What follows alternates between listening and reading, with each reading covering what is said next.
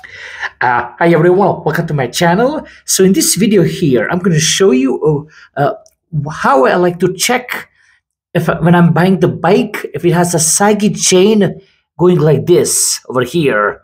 So the first thing that I like to do is look for the shifting position.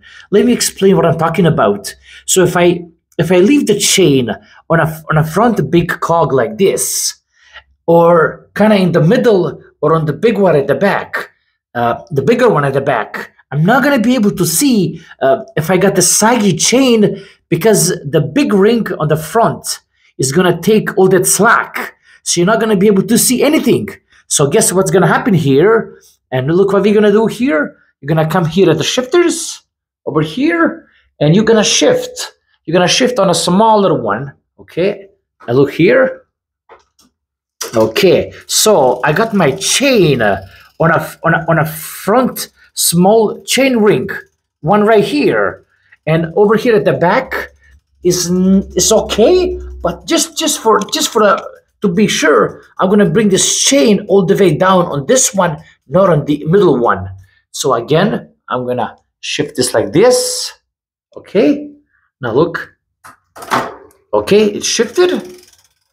Okay, so now, you see now, I got it on a small back and a small front chain ring.